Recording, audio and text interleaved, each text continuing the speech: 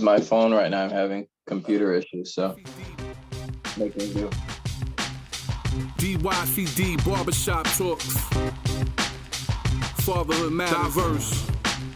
Hey yo, these is barbershop talks where the fathers pop off, brag about relationships and argue about sports. Every topic's a favorite, is how we plot course toward changes. It all begins with dialogue and patience. Barbershop talk, so let's chop it up, boys. Barbershop talk, so let's chop it up, boys. Barbershop talk, so let's chop it up, boys. Chop it up, boys. Chop it up, boys. It's barbershop talk, so let's Good evening once again, back here at the Barbershop twice this month. We're coming to you live from the Barbershop. We have an interesting conversation tonight. We have a wealth of knowledge in the house tonight.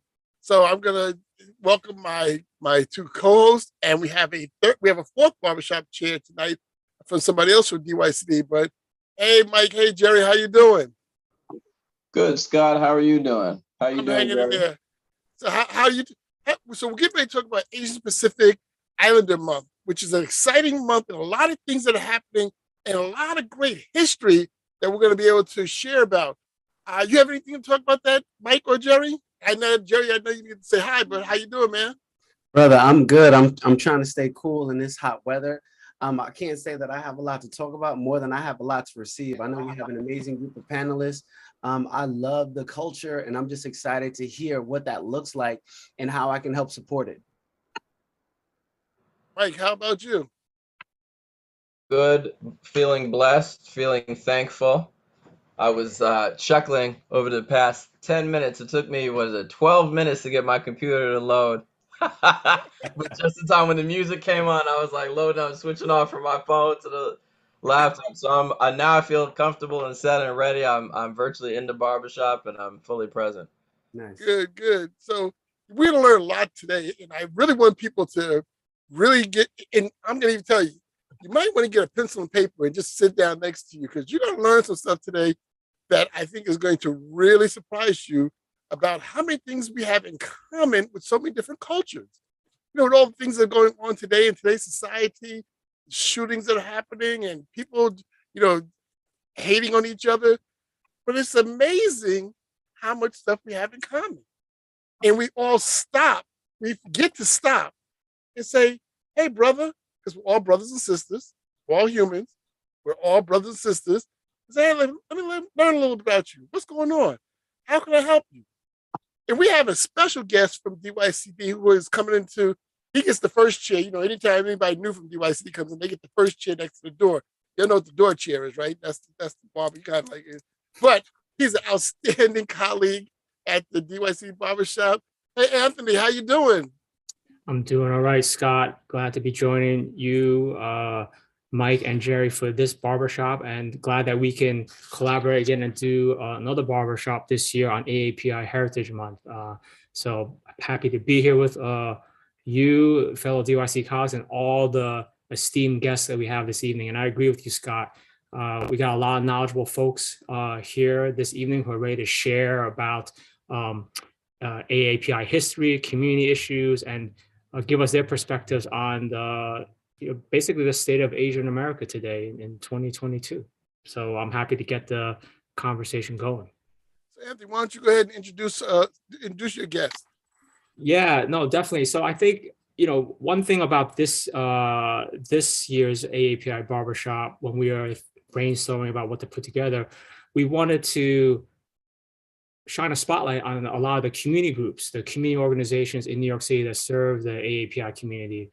And you'll hear from some of those groups in a bit. And these groups have a long track record and a strong track record of serving the community. So we wanted to hear from them about the work they've been doing in the community to meet needs, to uplift the community, to celebrate the community, and also to respond to some of the anti-Asian hate incidents that have been happening over the past, that have heightened in the past 2 years during the pandemic. So, on that score, we thought it'd be helpful to spotlight the attention on these groups, because I think for people who know about DYCD, our mission is to invest in community-based organizations to alleviate the effects of poverty and also to provide opportunities for New Yorkers. So in that sense, it's also fitting to what DYCD is about, right? DYCD is a funder and partner with community groups all across the city to help them meet the needs of their communities and to serve their communities.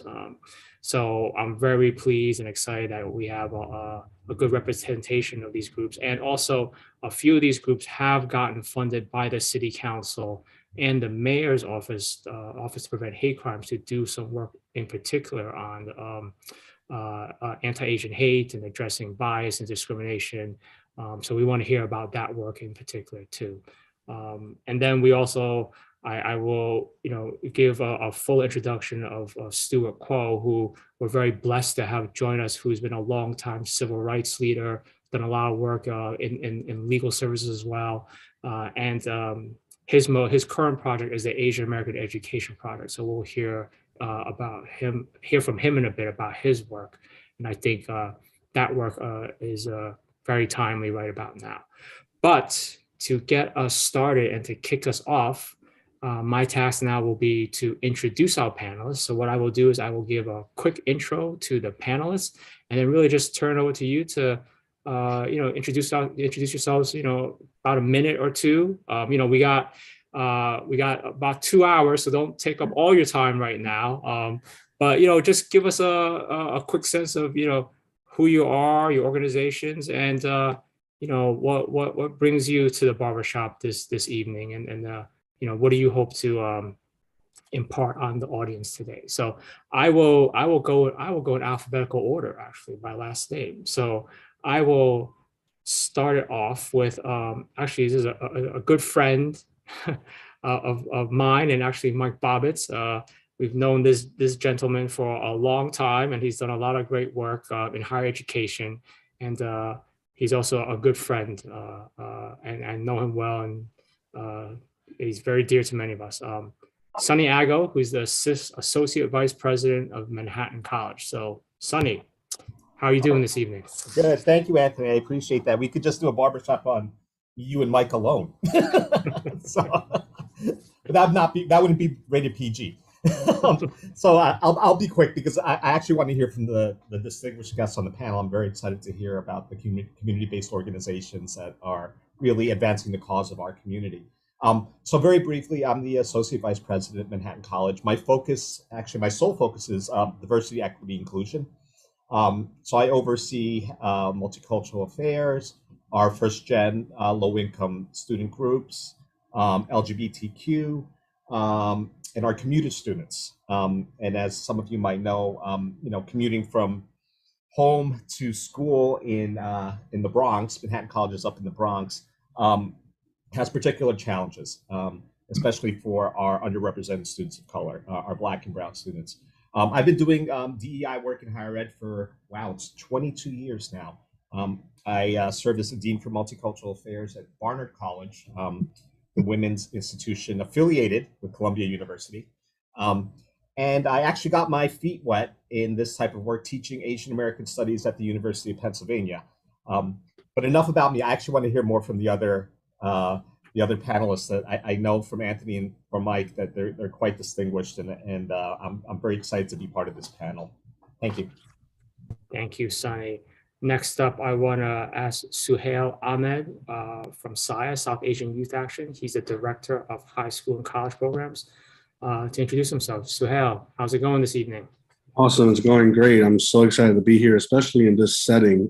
Barbershop Talks, I'm a huge LeBron fan, so definitely watch those shows. So I'm excited to be here in this type of capacity. And more than anything, we love to learn more from everyone that's on this panel, just to continue to educate, learn, and grow. My name is Suhail Ahmed. LeBron got this from us. I spoke to him last week. He said that, I had a little conversation with me, let me know that you guys started it up, and he's just taking off of what you guys created. So I'm excited to let him know that I was a part of this. And when I go, hopefully one day he'll get on this. It'll be great. My name is Suhail. I'm the director of high school and college programs at SAYA, South Asian Youth Action. I've been with the organization for over 12 plus years in a professional capacity, but I've been involved with the organization since its inception back in 1996 as a youth. So I've definitely been part of the nonprofit community for a very long time. SAYA was established in 1996. It's a nonprofit youth development organization providing accessible, safe, and culturally affirming year-round programming to New York City students. While South Asian focused, SAYA is inclusive and committed to connecting youth from all backgrounds and opportunities. The SAYA experience offers mentorship beyond the classroom so students can confidently grow into engaged community leaders ready for college, career, and personal success. Thank you, Suhail. So joining us from Aperture, we have Melanie Dolfo, who's the Director of Community Health Education. Melanie, how are you this evening? Doing great, Anthony. Thank you so much for this very exciting opportunity to be part of this panel. I'm also really excited to see all of the distinguished guests that we have at this panel. So I am Melanie Dolfo. I'm the Director of Community Health Education, as Anthony had introduced. And similar to Suhail, I've been with Aapis Community Health Center for a while, since 2010. And before that, I was a peer educator with Aapis. So it's been a long time. And the organization originally had started out as a community-based organization that was working to destigmatize HIV in our Asian and Pacific Islander community. The organization really was established out of the need of Asians and Pacific Islanders living with HIV to have this support, because they were doubly invisible, both in the HIV field as well as in our traditional API communities. And so Aapis now has evolved to become a federally qualified health center, or a community health center.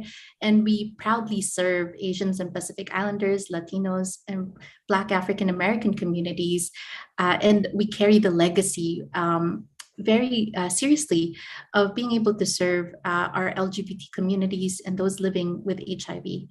And we also still carry this legacy of being able to provide services to our API communities.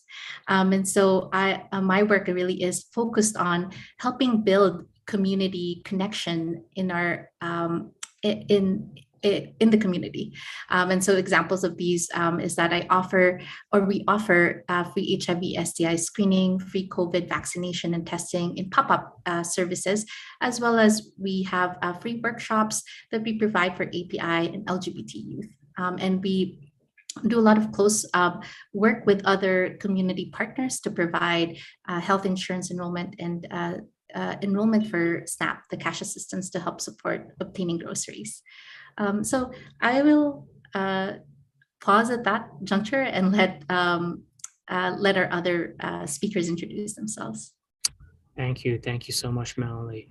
Next up, we have a longtime leader of Brooklyn's Chinese American community. I'm happy to say that we're joined this evening by Paul Mak, who is the president and CEO of the Brooklyn Chinese American Association. Paul, how are you doing this evening?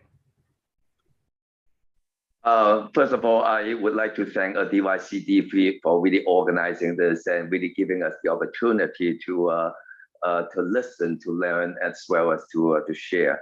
So again, my name is Paul Mak. I'm the president and CEO of the Brooklyn Chinese American Association. Being one of the co-founders, so I've been with the organization for the last 34 years. What we do is that we have 8 daycare centers, we have 6 senior centers. We do a lot of after-school program, adult education, social services, crime prevention, victim services, economic development projects, and so on and so forth. Together, we have 28 different locations throughout all the Brooklyn Asian communities in Sunset Park, Bensonhurst, Cheapside Bay, and so on and so forth. And we serve about 3,000 people every single day through our 28 different locations. For the last 2.5 years, I think due to the pandemic and due to the Asian hate crime, so I guess we have been really engaging the community with crime prevention and victim services. And once again, thank you for the opportunity to learn and to share. Thank you. Thank you, Paul. Thanks for joining us this evening.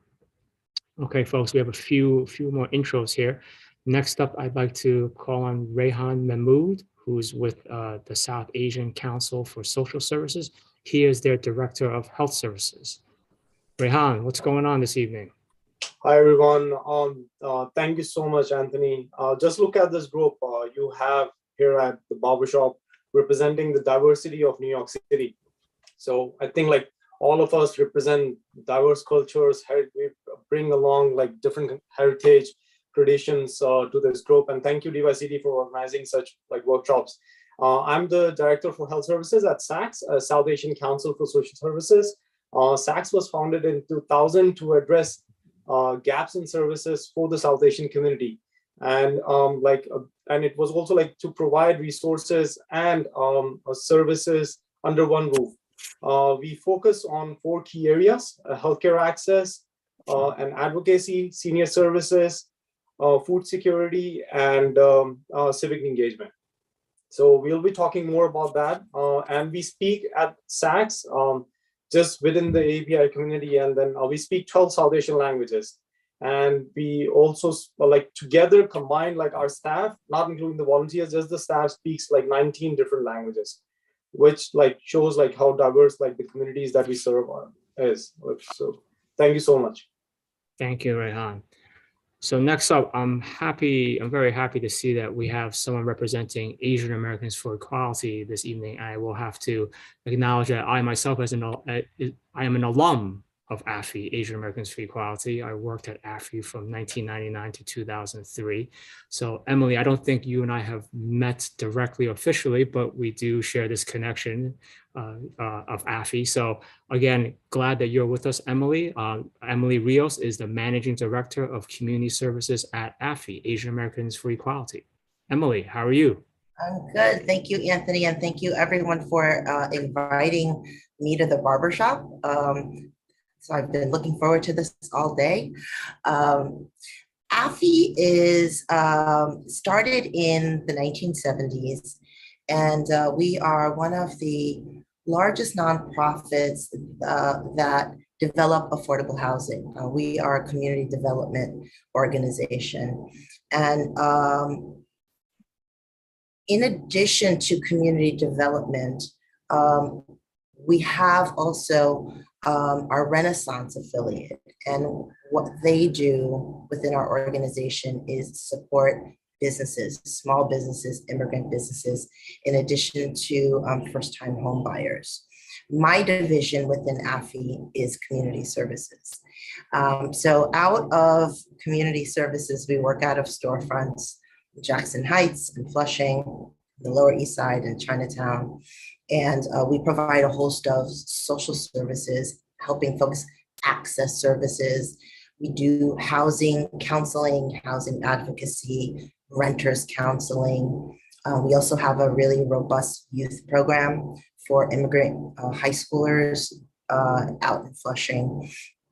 And more recently, we've expanded sort of as a result of the pandemic, a resident services program on the Lower East Side.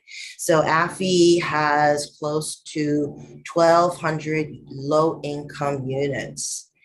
And what we learned out of the pandemic is that just how vulnerable renters are. And so one of our newest programs is resident services. So we're really, even as landlords, providing a scaffold and social services for our tenants to make sure they don't fall through the cracks. I will talk a little bit more about some of the other exciting things that we're doing that we've had to pivot because of anti-Asian hate, but also because of the pandemic in a little bit, but I'll just give a chance for other folks to introduce themselves. Thanks. Thank you, Emily. Glad you're here with us. Next up, I'd like to call up Mitch Wu, who's the Director of Queens Community Services at the Chinese American Planning Council. Mitch, how's it going this evening? Oh, doing great. Happy to be at the Barbershop. Thank you so much, Anthony. Again, my name is Mitch Wu. My pronouns are he and him. I'm from the Chinese American Planning Council, or CPC. CPC is the nation's largest agent serving social service agency. We're actually also a settlement house, so we provide wraparound services, everything from early childhood all the way to senior services, and also everything in between. And for all of our programs, we actually section off into 3 different buckets, which is education, family support, and community and economic empowerment. CPC has been around since 1965. We started, during the era of the civil rights movement and also the shift in immigration policies, which, opened the floodgates for a lot of not just Asian immigrants, but many other immigrants from, Caribbean, South America, and so forth, which really also kind of like shaped the fabric of New York City the way it is today, right? And so for some of these, for the social service providers, also saw like this aging population in Chinatown, the need for social services and low-income housing. So CPC was started in '65. Since then, we have grown where we actually have we serve about 120,000 New Yorkers per year. We have over 50 programs in about 33 site locations across Manhattan, Queens, and Brooklyn. And we serve, community members from all 5 boroughs. My job is, I'm the director of our Queens services. So a lot of the wraparound services that we mentioned, we provide that for the borough of Queens. I'm also a Queens kid myself. I don't know if folks can see, I'm actually wearing a local small business shirt, my T-shirt Barbershop. Bonus points for anybody actually knows where that barbershop is at in Queens. And I also teach Asian American Studies at Hunter College. So again, happy to be here, and I'm happy to spend this time with y'all. Thank you, Mitch. And I guess people want to take a guess or knows where that barbershop is. I guess people could put it in the chat, right, Scott, or even any of the panelists here. If you get it right, you get a free cut. I understand, right? Well, you also can't Google it because that's cheating. Yeah.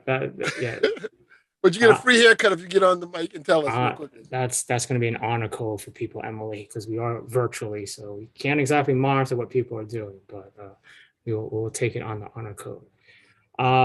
Okay, so now, as I mentioned, I'd like to turn over to Stuart Quo, who is the co-founder of the Asian American Education Project. As I mentioned earlier, we are very blessed to have Stuart join us because he is a longtime civil rights leader. He's been involved and was one of the founders of Asian Americans Advancing Justice Los Angeles, which is one of the nation's largest legal and civil rights organizations. He's been recognized for his work and working cross-racially in terms of working in coalition with other communities of color. And he is based out of the West Coast in Los Angeles. So I will turn over to Stuart to let him introduce himself and have him tell us a little bit about what he's currently up to with the Asian American Education Project. And after he does that, I will kick off the barbershop today with an initial question to him, and then we will go around and keep the conversation going. So Stuart, again, thank you so much for joining us this evening. We're really glad that you're here with us in the barbershop. Thank you very much, Anthony. And it's a pleasure joining all of the speakers on this journey to celebrate inclusion. And thank you to Anthony, Scott, Michael, and others. I was the president of Asian Americans Advancing Justice Los Angeles for 35 years. But at the early in my career, I worked on a civil rights case, and I lived in Brooklyn, New York for a couple of years. So way back. So I knew the very beginnings of the Chinatown Youth Council, the Chinatown Planning Council. My wife worked there for a little while, and I supported Aapis in its very early days. So I still love New York, and has a place in my heart. What I'm doing right now, my wife and I came down with cancer in 2017 and 2018, so we had to go and undergo chemotherapy, and so I semi-retired. But then, because of the anti-Asian violence, we started a group called the Asian American Education Project. And little did we know that the anti-Asian violence would grow into such a horrific force. So we've really broadened the mission of the Asian American Education Project so that we're probably in about 10 states now. We've already trained about 1,400 teachers. We're working with the Department of Education in New York and the curriculum division on the Hidden Voices curriculum. So we'll be part of that. And we're fortunate to work with the DYCD in a pilot project at 3 middle schools and high schools. So we're working with the Chinatown Planning Council, AFI, and others on that right now. You know, when we do the, well, we have 53 lesson plans. We're adding lesson plans all the time. We're going to be strengthening our South Asian lesson plans. We're strengthening our Southeast Asian lesson plans and also our Pacific Islander lesson plan. So we're working on that as we speak, and we're partnering with community groups. But one of the things I told Anthony and others in planning this session is how much do we know about how we've worked in solidarity with others? There was a recent poll, 2 polls, and they basically said that only 29% of Asian Americans and Pacific Islanders feel like they belong. Only 29% feel that they belong in America, our home, our homeland now. And yet, you know, the question of allyship is so important. So I'm not going to test the panelist, but let me just ask you as the audience, maybe I have 60 questions, but let me ask 6 questions. Who was the first person who spoke up on behalf of Chinese immigrants way back in 1869, saying that they should belong here, they should be able to become citizens, they should be able to vote? Is it Frederick Douglass? Frederick Douglass, right? You're right. Frederick Douglass was the first person who acted in solidarity with the Asian community. Let me ask this.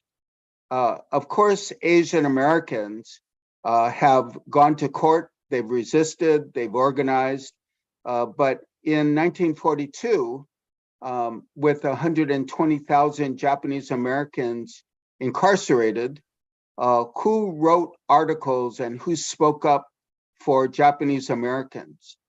It wasn't other Asian American groups. It was the NAACP, wrote very powerful articles against the incarceration of Japanese Americans, saying that they could be next. 1965 was a very seminal year. One time we were celebrating the Martin Luther King holiday, and we had a press conference. This was in Los Angeles, and a Chinese reporter asked me, why should we celebrate this? What meaning does it have? And I scratched my head and I said, brother, when did your family come to the United States? And he said, oh, 1970 something. And I said, but for the civil rights movement led by Black Americans, you wouldn't be here today. Because it was in 1965 that the exclusion law was permanently changed. It was the 1965 immigration law amendments that allowed Asians to come into the United States from 100 per year all the way to 20,000 plus per year alongside of Europeans. So the 1965 immigration law owes its passage to the civil rights movement. 1965 was also a seminal year in New York City. In whose arms did Malcolm X die? as he was gunned down and assassinated. Yuri Kochiyama. I'm sorry, it's Barbershop, right? So it's free for all. I could just Yuri It's Kochiyama. okay. That's okay, Mitch. Yeah. Yuri had joined the Black Liberation Movement and Malcolm X's organization. It was Afro-American Unity, and she had devoted her life to fighting injustices against Asian Americans and African Americans. So that was Yuri Kochiyama. And we have other people like Grace Lee Boggs, who devoted their life work to the African American and Asian American communities. Let me ask this question. Also in 1965, who fought against the lack of healthcare and the abuses of farm workers in the West? Most people would say Cesar Chavez. But it was Filipino farm workers. Yes. But it was actually the Filipino-American farm workers, Larry Idleong, Philip Veracruz, who started the 1965 Delano grape strike. And then they called on Cesar Chavez and the Mexican-American farm workers to join with them because the Mexican-American farm workers were much more powerful. So they joined together, they formed the United Farm Workers of America, and they won the Delano grape strike. It took 5 years, but they won.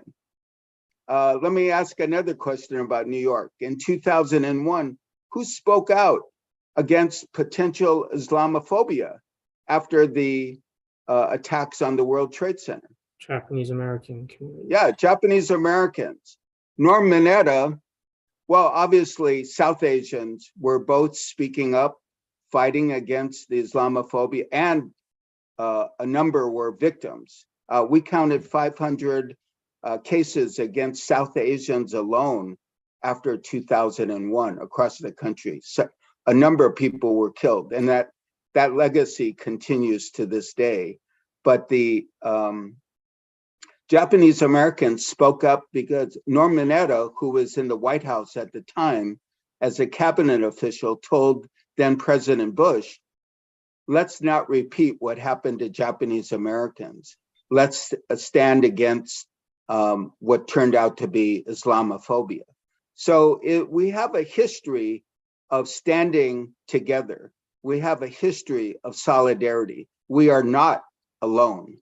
And so our lesson plans talk about the struggles of Asian Americans and Pacific Islanders, but they include these moments and these times of solidarity and working together. So when people tell me today, oh, wasn't this a minority who attacked an Asian? Wasn't this, is this something that historically has happened before? Yes, there have been 75% of the cases against Asian Americans, the 11,000 hate incidents, have been by whites. But yes, there have been some incidents by Blacks and Latinx.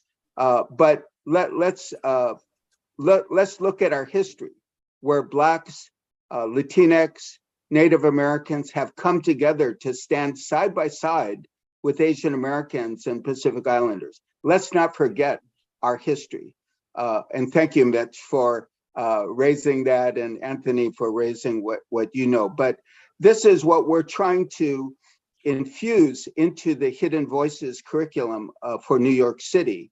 So we hope that a number of our lesson plans will be included in the Hidden Voices curriculum. And everyone here tonight, we need your help, because we could develop the curriculum, we could add the curriculum, but we need the schools to teach this curriculum, so that we cannot force the schools to teach the curriculum. So we will be leaning on your organizations to help us get into the schools using this curriculum. So everybody could help us now. I put my email address and our website on the chat. So please contact us, because we could get into the schools right now. We've been contacted by, we've done about 10 trainings in New York City We've trained 150 to 200 teachers, but we could train 2,000, 20,000 New York teachers about our history. And then our goal over the next 5 years or so is to reach 1 million American youth about our history, and more if we can. My favorite story was in Inglewood, California. And I called there because I knew a board member, and the African-American administrator said, you know, we have less than 1% Asian American students in our schools. But she added, but because of the anti-Asian violence, I'm going to bring you in now. And so we spoke to the teachers. And so that's an example where we can have solidarity, not just with Asian American administrators and teachers, but with Black, Latinx, and white teachers and administrators. So bring us in. We'd be happy to provide. We provide our own trainings every twice a month, but we also do private customized trainings for individual schools and individual districts. So call on us and we would be happy to work with you. And if you think we should develop new lesson plans, we have a curriculum team of 6 teachers and professors. We'll work with you too. And we have 7 trainers who will go out to the schools. We just got an email this morning from a teacher in New Jersey, and they want us to do an in-person training. So we will assign one of our trainers to do that. We have trainers on the East Coast as well. So please call on us. We would love to work with you. And my bottom line, the reason I'm doing this at a time when I was supposed to be retired, and my wife, Pat, is doing it, is we believe that American youth are our hope. And we need to give them the information and the lessons so that they could bring to light that we are not alone, that we are together, that we have a journey of celebrating inclusion together. And so let's do that together. Thank you, Anthony. Thank you so much, Stuart. Thank you for that great introduction about your work and what the Asian American Education Project is up to these days. And as I mentioned, I was going to kick off the discussion by asking you a question, but I feel like in your introduction, you kind of gave an answer to the question I was going to ask. And the question I was going to ask was, what is it about AAPI history that is most salient and important for all Americans to know? And you know, if I could pull from a bit of what you were saying in your comments right now, you touched upon how, you know, AAPI history is also American history in the sense of how the community, the Asian American community, has also worked with other communities, you know, Black, Latino, white communities to work to advance, you know, justice and equity.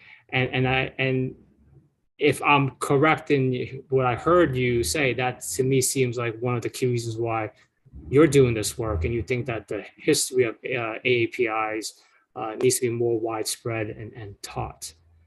Yes, and Anthony, if I could just add to what you're saying, our program was highlighted in a Washington Post article on May 20th. And one of the things I said is that Asian American history is American history. If you don't understand Asian American history, there are huge gaps in American history. For example, where did birthright citizenship come from? Birthright citizenship came from Wong Kim Ark, who fought for his having been born in the United States. He went to China and then came back, and they tried to stop him from coming back. But the Supreme Court ruled that birthright citizenship allowed him to come back. He was a citizen. So there's a lot of instances like that we cover in our lesson plans. Who was the only group that was ever banned from coming to the United States? It was Asians, first the Chinese. So you don't know American history unless you know Asian American history. Great. So, Scott, is it okay if I kick it off with the first question, and then I know we will go around and ask us some of the other questions. So, given I think what Stuart just laid out and some of what we're talking about, how do we? I'd be curious. I want to hear from all the panelists, right? All the panelists in the barbershop today. So, what other strategies, what other ways, or what are some ways that you and your organizations have done to raise greater awareness about the complex and the multi-layered and multifaceted history of the Asian American Pacific Islander community? And how do you also at the same time celebrate the contributions of the AAPI community? And you can talk about the work that your organizations have done, and even if you want to delve into some of the history of your organizations, even like working in New York City together with different communities within the AAPI umbrella, that would be great to hear from as well. So, yeah, how do we also raise greater awareness? What are some other strategies to raise awareness about the history of AAPIs, and how can we also at the same time celebrate the contributions of AAPI communities? Anthony, I would add that I think in ethnic studies, Asian American studies, we are learning more about our own histories and our own stories through the CBOs, community-based organizations. There has been a systemic exclusion of representation of our histories and our stories and our voices as part of the academy. But I think the service learning component in higher ed in particular lends itself to furthering that education. So in many ways, it's complementary of Asian American studies, Asian American history, the work that is currently being done through organizations such as represented on this panel. So that's why it's, I think for me, particularly important to hear about their work. But in terms of celebratory, I think it's important to, and to reiterate it over and over again, it is American history, right? And then part of the battle is trying to actually demonstrate that it is part of American history, because there's such a lack of representation in the academy, in the curriculum, at the higher education level. And that goes to show that if it's not happening in colleges and universities, it's certainly not happening K through 12s.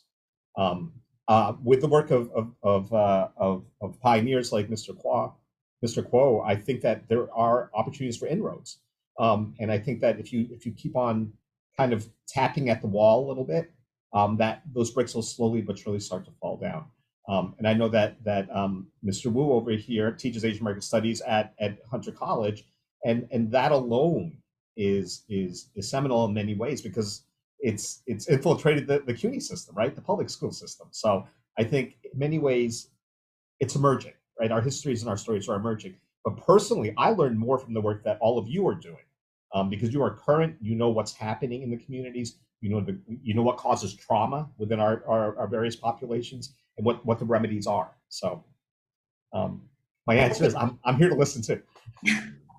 I think that I can talk a little bit from my perspective as a community-based organization.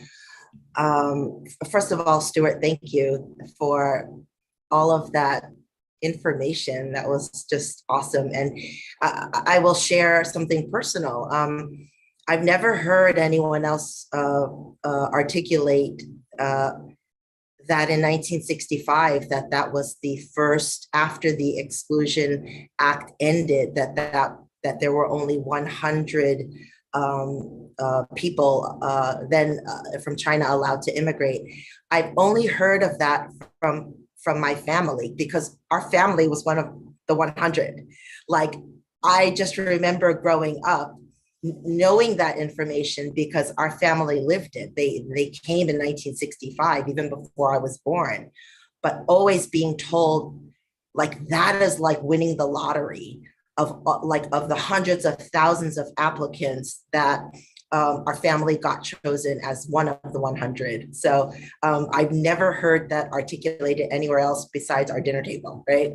I think the other thing, just to underscore the concept of allyship very quickly, is that I don't know that AFI would exist if it weren't for the support and not shared knowledge of the Black community in the 1970s. And so, you know, AFI's origins originally was around a labor movement. And there was a need to organize because what was at risk, you know, immediately in Chinatown was displacement of laborers' jobs, but also gentrification. And that really sparked a sort of, for Chinatown, like sparked this desperate need, like we need to organize. And at the time, the community did not know how to organize.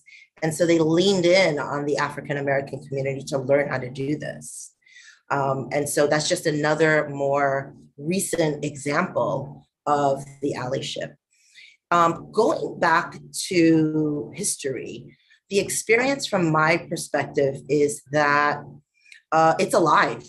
It's in real time, you know, and that a lot of the shared knowledge happens every day. There are things that we do in our organization. For instance, AFI now, if anyone's ever heard of 9-Man, right? AFI now has a 9-man team, right? And 9-man is a version of volleyball. Its origins, it is a Chinese sport. It is volleyball, but with 9 people. And its origins go way back, maybe as far back as the 1800s.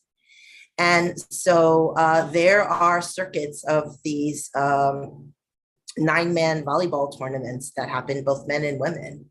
And that's still alive today. And, you know, AFI is sponsoring a women's team. And through our community events, they come out and they talk about the origins of this. And it is truly a Chinese American sport. And then, you know, they work with the kids and do drills around, you know, volleyball. And I think another example is we have one of the most diverse unicorn teams. So, you know, originally AFI, when in its inception, they didn't have a lion dance team. They had a unicorn dance team, which came from specifically the Hakka ethnic group. And that is the most diverse dance team that you can imagine. Its origins is Chinese, but in present day, it represents the community. And in the community in the Lower East Side, we are Latinx, we are Spanish, we are now second, third generations of kids that are both, that are of multiple ethnic groups, right? And they similarly with the 9-man. And so for me, I feel like a lot of our history is still alive and breathing and constantly evolving.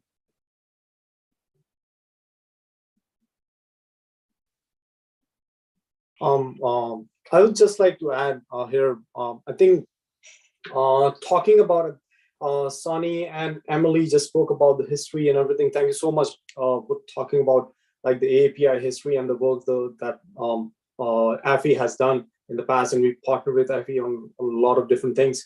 So just talking about the community needs, like I'll just like briefly touch on how one of our programs started. We have a food pantry, which started in 2016. The history of the food pantry, how it began, is like very like kind of like it touches like hearts. We had a client who used to come to our office. She was diagnosed with cancer, and she was pretty like she didn't have anything at home to cook. She didn't have the stuff that she needed to cook something for herself. So she came to our office. She spoke a South Asian language, Tamil. One of our staff member spoke Tamil. Like she met our executive director, she met other staff members. We found out that she needs services, she needs access to a food pantry where like she can go and she can get something. So our staff member who spoke Tamil accompanied her and took her to a food pantry. There, she wasn't able to find anything that she could cook. She wanted the stuff that is culturally relevant, that she can eat. South Asian items like rice. We have like South Asians eat a different type of rice, like basmati sona masuri rice. They eat a different type of lentils, which is like tur dal, masoor dal. This is like a different type of lentils. I know like Mitch is very fond of like the South Asian delicacies. So so she came back. She didn't take anything. And this was like a shocker for us that the client went to a food pantry and she didn't take anything from the food pantry. She came back, she said that I couldn't find anything that I could eat. She was a cancer patient. So we had some funds. We made sure that she gets like South Asian groceries. We gave it to her. Few months passed away and she was no more. She was not in between us. So she passed away. And our executive director, Sudha Acharya, we all sat together. We said something needs to be done. We had a board meeting and we started a food pantry, thinking that the food pantry will only serve like 30 to 50 clients at most. The food pantry was like named as South Asian Food Pantry. We started serving South Asian clients with the South Asian groceries because there was no pantry who was serving South Asian groceries at that time. So we had like clients coming in to our food pantry, to like a small food pantry, and they would like select the food that they needed and they took the groceries and went back. It started growing.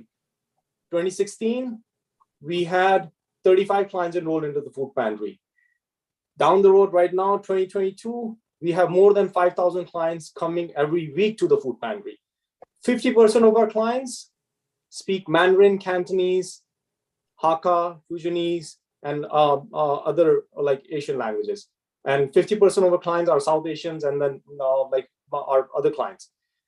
We knew that the food pantry would expand. So our food pantry like became the first culturally relevant food pantry in New York region. We were told by many of the news channels, by many of the media outlets, that this is the first culturally relevant food pantry in the tri-state region. We started getting a lot of clients. Our food pantry, we asked our clients, what do you want to eat? Whatever is relevant to your culture. We know our clients who speak Mandarin, Cantonese, they want like unbleached all-purpose flour with which they can make dumplings. We know the needs of our South Asian clients. We know the needs of our clients who are Latinx. We know the needs of our Black community clients. So our pantry would serve the food that the clients eat. And seeing the growth of clients who spoke Mandarin, Cantonese, we made sure that we also have a staff who speaks that language.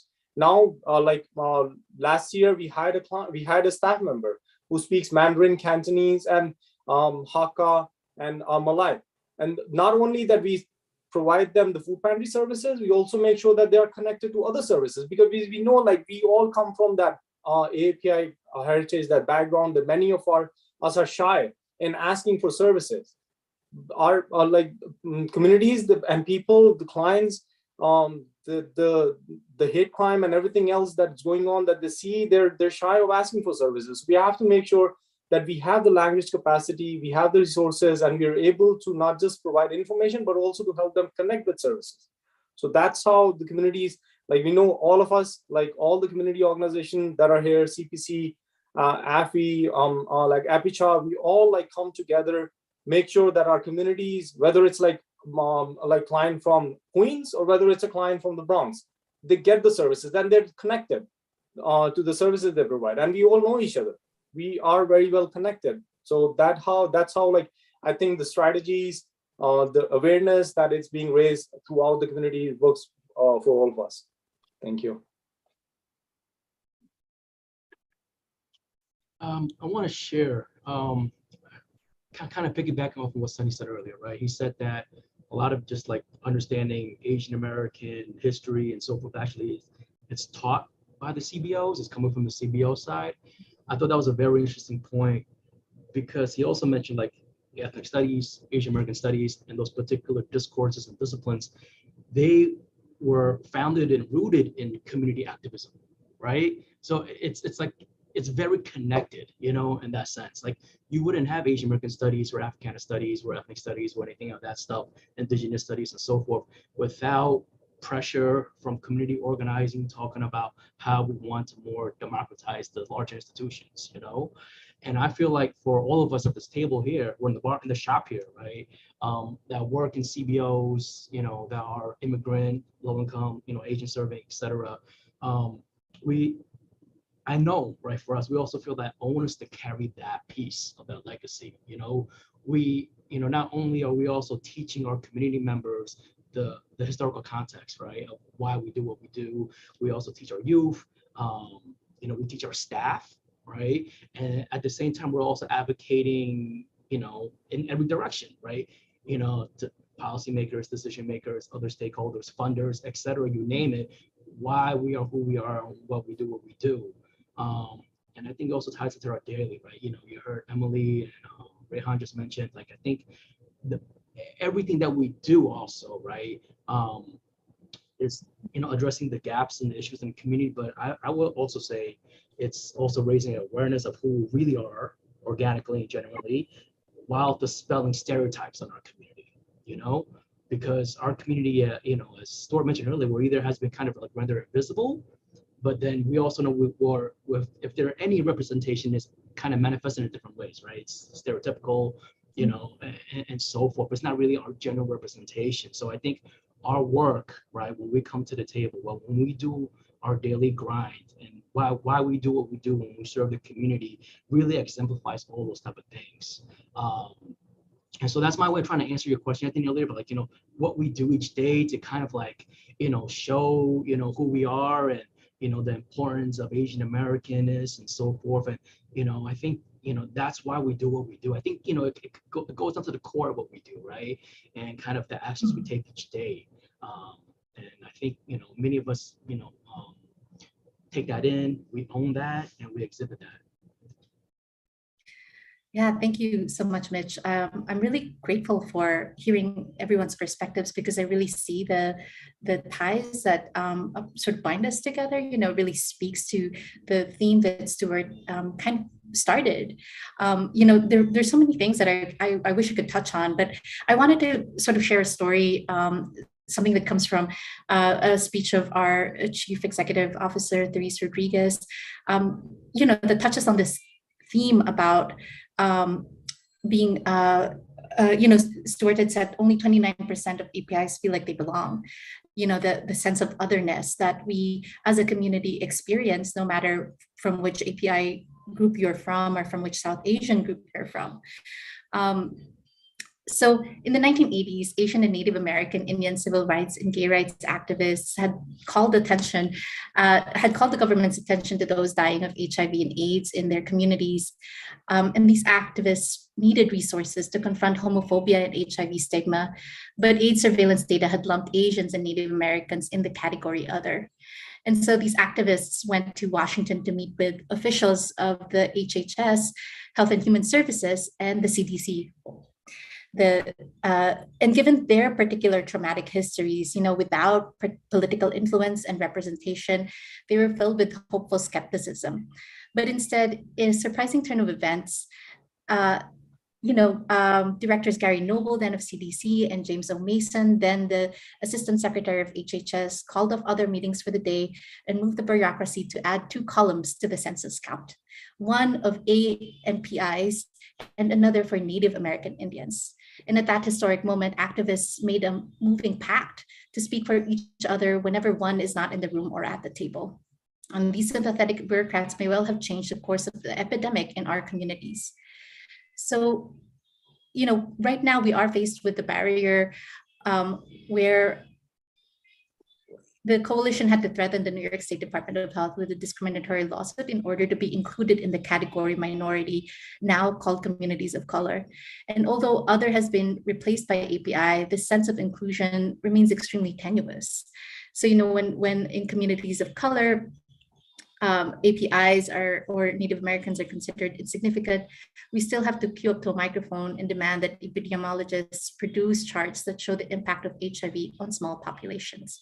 So this is something that came from a speech that I paraphrased, but I wanted to sort of touch on those like two themes, right? That community-based organizations in their formation really demonstrate the history of APIs in New York City, just as the other panelists shared in this barbershop talk. And I think I want to also touch on the solidarity piece, right? That it is really by standing together that we're able to make significant and moving changes in our community.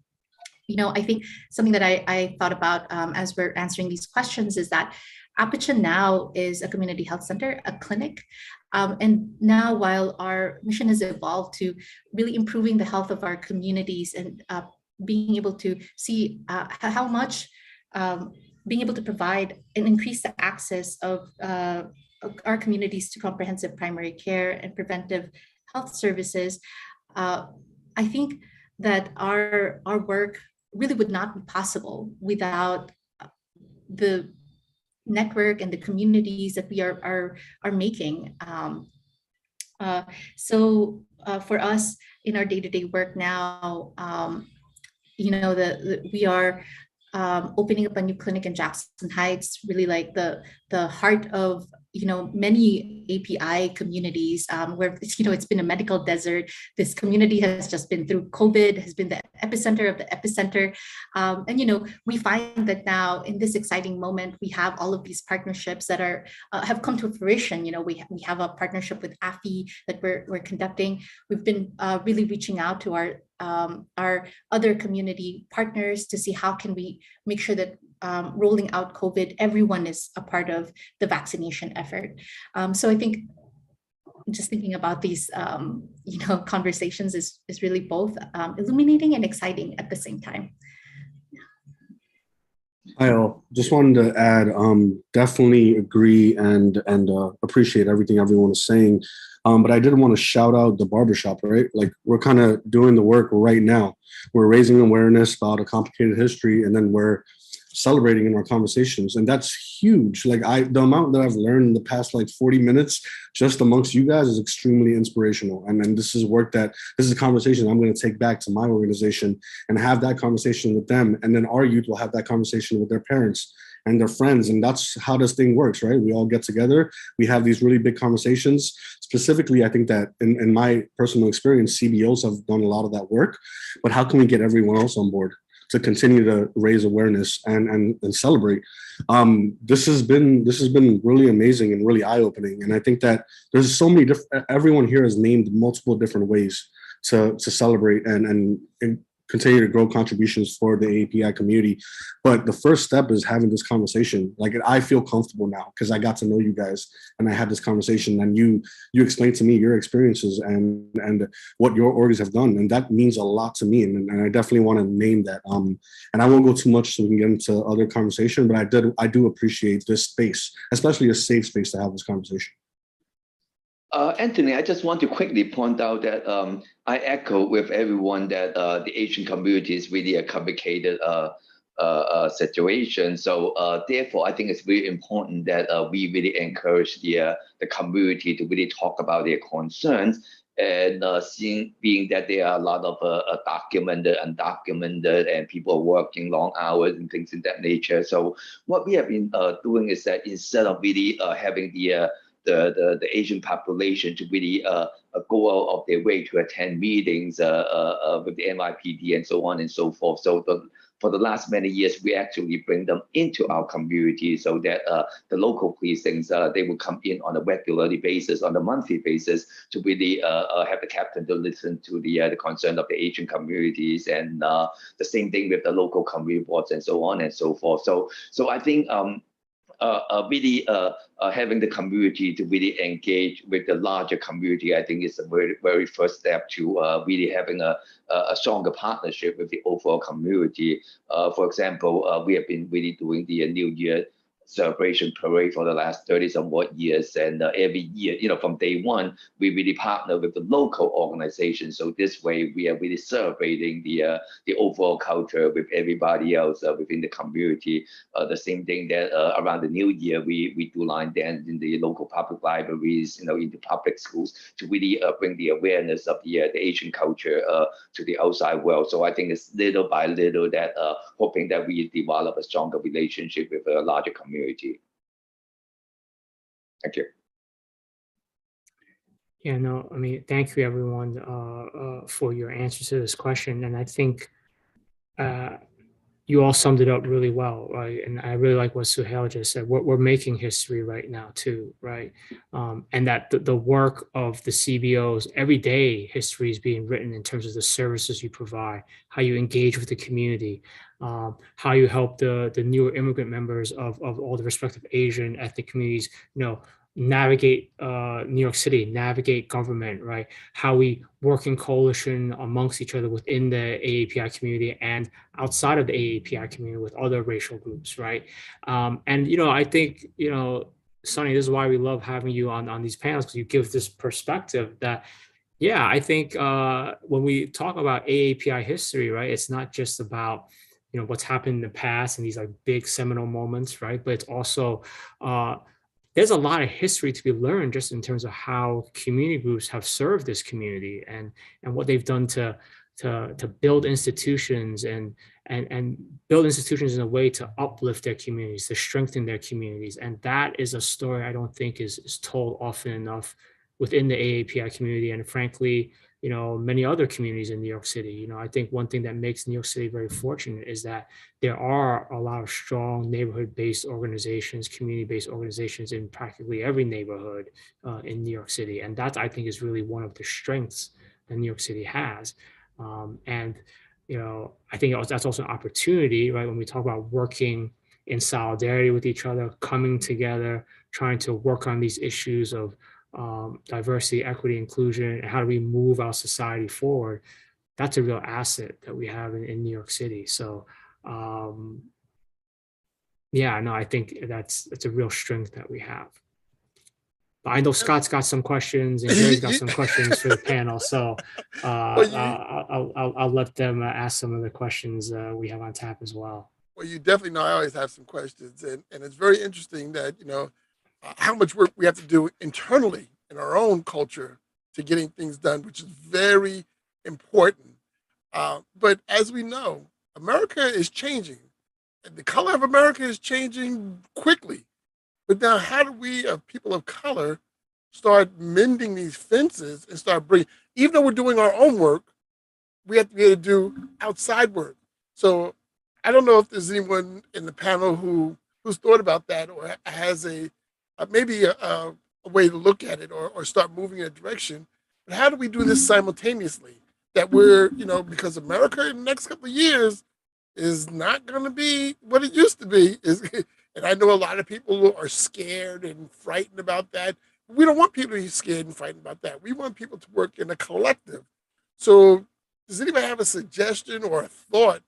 How do we start doing these things simultaneous that we can, one, educate our own, two, reach across the aisle and work with the next community and that we're in New York, because New York is a melting pot.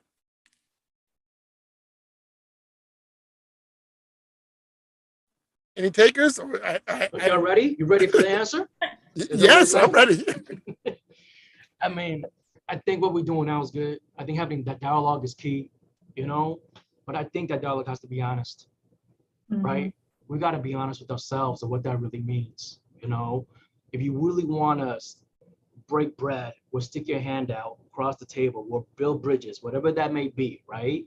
We really have to really check ourselves and see what that really means. It means really looking in the mirror, really having those uncomfortable conversations, right? Because we've been all impacted by some type of trauma, right? This is something that we just mentioned earlier. I also mentioned earlier that for our community, right? And this is not no different from a lot of other communities. Many of us have been influenced by particular stereotypes, And so those things actually, when we kind of like inhabit these things, right, and it get embedded and ingrained in us, we really need to have a dialogue about what that really means as well, right? Because how can we have meaningful conversation and interaction with someone across the table if we really have preconceived notions of what that really means? So I think is really having that genuine shedding of being vulnerable for yourself, to put yourself out there, to have that real conversation without judgment, and we got to start somewhere. And so having that space, I think, is the starting point, having that dialogue, right? I think it's great that we have, API Heritage Month. We get to celebrate a lot of stuff, but how much are you going to really know about me by going to an event and eating a $12 bowl of Mongolian beef? You know what I'm saying? So like I'm saying, I'm gonna keep it real in this barbershop right now. And like I say, if you really want to have this answer, this is how I'm feeling, And I feel like many of us, maybe we're too busy, or we give ourselves excuses to not really put ourselves out there that way sometimes, Maybe we're not confident enough, maybe we're not brave enough sometimes, but I think someone needs to take that first step. And, like I said, to be brave and courage enough to be vulnerable, and to, be unfiltered, right? And genuine with, this is what I'm coming with. Like, I see in the media, this particular community where, we could say, right, like, is attacking my people. We could say that, right? I mean, like I said, keeping it real. Like we talk about barber, like on the news, all you see is Black folk attacking Asian folk. Right? We're talking about contemporary right now, like Asian hate, right? So what does that mean to you? What does that mean to me, right? We don't want to be fighting. And if we really want to solve it, we got to come together and talk about what that really means, And I'm going to call on my people now too, right? I could say that I've been in meetings where I hear folks from my community say a lot of stuff, and you hear it, the undertone of a lot of anti-Black, anti-brown rhetoric and biasness, And I think, like, we can't just have that conversation by ourselves, We need to be able to feel, like I said, safe and, I don't want to repeat myself, but safe, but really brave enough to have that genuine conversation. So anyway, I'm going to start it off that way, see where that goes. I really appreciate that, and I want to jump in quickly, and I want to ask the other panelists to respond to Scott's question, but also to factor in what you just said about bravery, and I like touching on topics that seem like recurring themes throughout the barbershop. So I think we've talked about having organic conversations and being real and being your authentic self in the barbershop before. So I'm glad that you're bringing that up in this context. And what you were saying is making me think about a dialogue that I've been in for a while with a friend of mine who is politically very conservative. That's the shorthand that I'm going to use right now. He's a Black man. And to your point about how in the news you're seeing a lot of Black attacking Asian people, one of the things that he's pointed to is, in his view, that doesn't fit the overall narrative. And in his political argument with me, the overall narrative is that people on quote unquote the left or liberals, this is not a political show, but just to make my point right, are saying white supremacy is the greatest threat that exists. And anything that doesn't fit that narrative is sort of pushed out of the media. So if it was a white person killing Black people or killing Asian people, he would say that the media would cover it. But when it's a Black person attacking Asian people, the media won't cover it. I'm bringing this up now because what I'm struck by across so many panelists right now, we talk about history and talk about the present day. Civil rights movement was not won by just one group of people, but people with aligned interests, cultural pride, individual pride, but rallying together to do what was right and to speak up for what was right against what was not. So I think your point about bravery is so important. And I think along with having individual bravery, there's some other stuff that we need to push past and push through. Dominant narratives in the media, dominant narratives about social media, for it to even occur that you're my brother, you're my ally. You may not look like me, you may not reside in the same neighborhood I do, but listen, everybody here is my brother, my sister, my ally. Given what you were just talking about for the past hour, I know that we have shared interests. So I would love to hear from other folks, keying off of what you said also about bravery, because I think that's an important piece of it. It's like you have to resist the dominant, arguably, you have to resist the media, the social media, to even make the outreach, as well as to check yourself, your group, your tribe. I think it goes even beyond the media and the social media, Mike. I think a lot of it is historical, right? So, we've always been painted in the Asian American community as perpetual foreigners, right? We don't belong. As Stuart had mentioned earlier, 29% of us even feel as if we don't. I mean, it's palpable, right? And so, as Mitch has been saying, and Melanie as well, you consume that every day, right? So you yourself feel as if you're apart from opportunities to succeed. And then on the outside, looking in, people see us as foreigners, competition for jobs and resources. And then it turns into, other stereotypes like model minorities and being quiet and being scared and feeling as if, we can't go to the authorities if something happens to us. So we're easily targeted, right? So while yes, the current media and historically the media has painted us in a particular light that has made us targets and victims, I think at the same time we have to dispel that myth. And I think we're starting, right? And I think Stuart's initiative, with the Asian American Education Project is starting. We're slowly but surely unraveling the coalitions that have been very successful in the past, as you said, Mike, to really push forward this civil rights agenda. So when we start having these conversations about why we fear a particular population, why we fear Black people, right? We have to also think about, for ourselves in the Asian American community, the reasons why we fear particular populations is because we never felt a part of society in general up until this point, right? So we always felt as if we have to kind of cower into our own communities for safety. So reaching across the aisle, reaching across the dialogue table has been difficult for us because this is historical from the time that, sometimes our parents or our relatives that came here, they felt this way. They've been in this perpetual silence now. And I think the community-based organization work is actually the first step to identify what the challenges are, to identify the narratives of what drives us to fear, particular populations like Black people, like brown people. And I think that's where the work really starts. So it's introspective in some ways, but it's also collecting narratives along the way. So I think the first step is actually a panel like this, as Suhail is saying, this is it. This is a great start to these types of conversations. So, Sonny, I would ask you this. I heard you say what you said also, and not just Sonny. I like picking on Sonny, but since he was talking, but I also wonder how much of self-hate we have, of our own. There's a lot of different, the African American communities, many different types of people of color, depending on where they come from. Where they come from the islands, they come from this part of the country, that part of the country, and I guess also, where do we all get all this hate? Because it's always like, I'm thinking of like, in the playground, you have the one who agitates everything and then runs. And then we're here fighting each other, but the person who agitated is gone.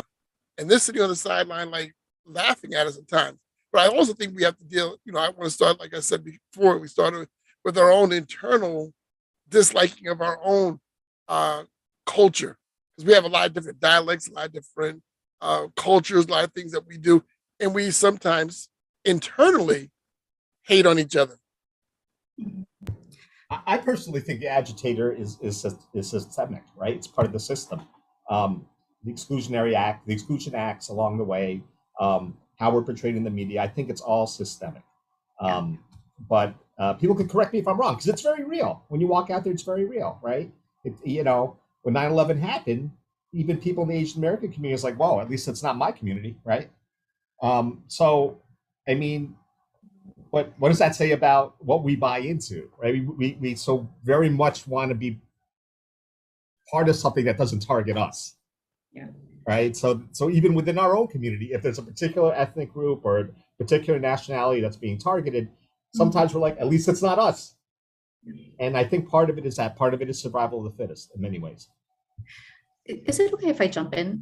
I feel like Stuart had said something in his part of the introduction that, that if we're thinking about anti-Asian sort of hate crimes, 70% was done by not Black people, but white people. So I think I do want to sort of also call attention to that fact that I know people have said like, oh, if it doesn't sort of fit the liberal narrative, people will brush it aside. But I do think that there is a something to be said about how white supremacy does get internalized and is systemic and is like, something clearly seen in the history. So I want to also say that while there are these contradictions that occur between our communities, whether it's between Black and Asian communities, Black and Latinx communities, or even, internally, between, particularly like South Asian communities not feeling targeted, and where is that support during these times when like 9/11 or, I think these are important for us to acknowledge, because I think Mitch is right. It takes bravery for us to face what is there, but also that not to, to put it into perspective as Stuart has helpfully put it for us.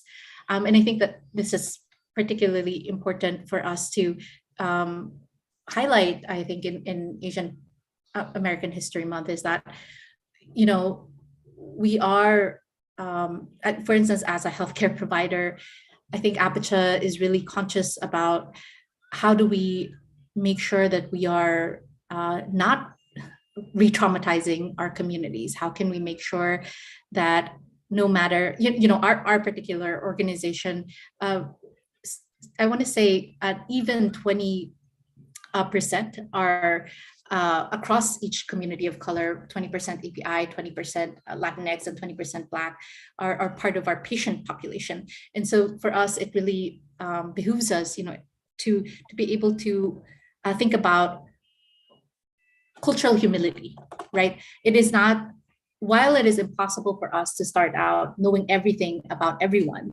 that we are serving, it is important for us to be open to understanding that we don't know everything, and that I think that asking ourselves to be critical about what are the things that we are seeing, what are the things that we are hearing, and asking questions again and again, so that this one perspective that we are seeing becomes to two and becomes more truthful at the end of the day. So I think for us, we see that, that in this time of celebration, our community is on edge, and that it is important to face this situation with partnerships from the city of New York, from all the panelists here. It's really critical to bring us all together now, especially because our communities are traumatized and living on the edge. We particularly need partnership, participation, and protection with each other, right? So I just wanted to jump in and sort of. If I could jump in, I'm still here, Anthony. One thing I think amongst Asian American community groups that I could say is too often we work in silos. We do good work, but we don't take the extra step to bring people together. So, we have to be present in Uvalde, in Buffalo. We have to be present as partners. In our work, for example, so one of the things Asian Americans can do is, based on the Redress and Reparations Bill, we can talk about reparations, which directly affect African Americans. We can talk about affirmative action, which some parts of our community don't agree with. We can talk about, for example, we're working with the New York DA's office to figure out how our curriculum could play a role in alternative justice and restorative justice. So we're taking the extra step. We've reached out to the current mayor's office to talk about how we could ally with the Columbia University that's doing the Black Studies curriculum. So, you know, it's basically taking the extra step. Don't just work in your own silos.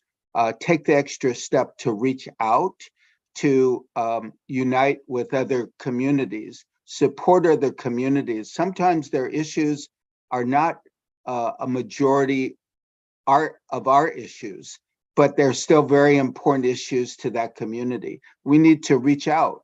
If you just say you have to help me because Asian Americans are being attacked, I don't think that gets very far. You have to build allyships, and a lot of times it means that you have to stand with others when your direct interests may not be directly involved.